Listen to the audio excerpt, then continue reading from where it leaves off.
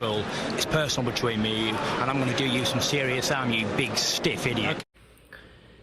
The Untouchable True School Sports Empire proudly presents something the boxing games are missing. Hey, what's going on? It's your boy BT, and I came here to talk some boxing with the thousands of True School Sports subscribers. Now, save the date. We got some great news today. Save the date, August the 6th.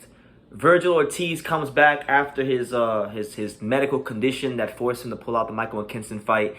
And it's been announced, and it's to my surprise. So I'm going to give Vergil his credit. I'm going to give his team his credit. I'm going to give the fine folks at Golden Boy some credit because I do think this is a great fight. Vergil Ortiz will be fighting a WBC eliminator fight against the one and only, the avoided, the guy that Conor Benn doesn't want to fight, David Avanesyan, August the 6th. They're talking about it.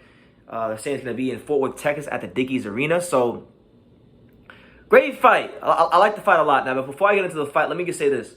For those of you who follow me on Twitter, which, for those that don't know, I've been on Twitter recently. You can follow me on Twitter at True School Sports.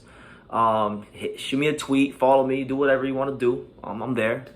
But I've been on there recently about a week ago. I was there a week ago.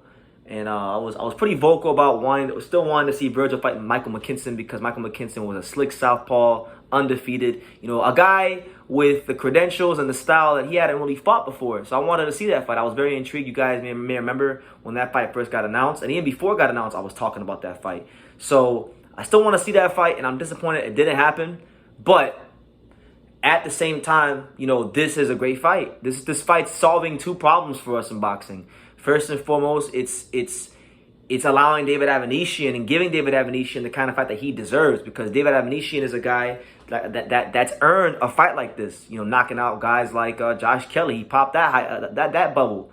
And he's been really solidifying himself as one of the top welterweight contenders in Europe. Being European champion, defending that European title on numerous occasions against the top contender that the continent has to offer. So he's done what he needs to do. And Conor Benn didn't want to step up to the plate. So now you got to give Vergil that credit for wanting to step up to the plate. I think this fight's going to be, for the fans, a very exciting fight because of the fact that Vergil Ortiz and David Avanesyan are both come forward guys. Avanesyan is built like a rock. So I feel like, okay, he's gonna bring the fight right to Vergil. And I think this is a fight where Vergil, if he's going to win, he's going to have to rely more on his boxing skills more so than his power. His power will play a factor, but I think his boxing skills, that power piston jab that he's got, that's what he needs to rely more on in this fight. Because Avanesyan, there's no secrets about him. He's not going to go out there and box and move. He's not going to do the Michael McKinson. He's not going to be slick or nothing like that. He's going to be who God created him to be. And that's a stocky, strong, durable fighter. You know what I'm saying? So should be a really, really interesting occasion, I'm happy. I'm happy that Avanesyan's fighting him. One thing that could play a role, and I want to highlight this. So Vergil had that terrible condition which forced him to pull out the Michael McKinson fight, right? That's already bad enough on its own. Then you factor in Vergil's coming in on a 12-month layoff. That's also not really a great thing.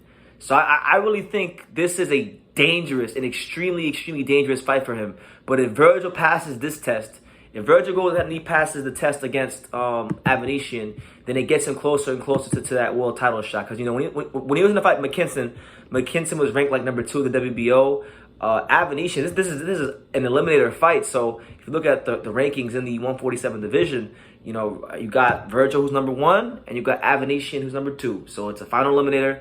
Winner of this fight goes ahead and gets it becomes mandatory to the WBC title, which is held by Errol Spence. In the event that Errol Spence doesn't fight Crawford and they call it mandatory, they'll be in line for the title shot. If he does fight Crawford for undisputed, the winner of that fight will fight the winner of this fight at some point. So this fight is one of the most important fights for the welterweight division at this juncture in time, because Vergil Ortiz is a fighter that so far so good. Unblemished record, 18-0, 18 knockouts. He's shown you the ability to not just get knockouts, to be this big brolic guy that's piecing people up, but he's shown you the ability to do it in an intelligent way behind his jab, using that sweet science. You know what I'm saying? So yeah, that's what it is. Avanesyan versus Ortiz.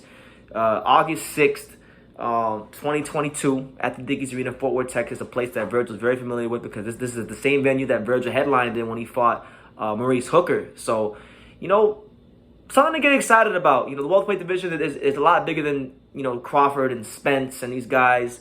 There's Conor Benn, there's Virgil Ortiz, there's Jaron Ennis. These are young. There's Styontis. Styontis. Nobody talking about Styontis.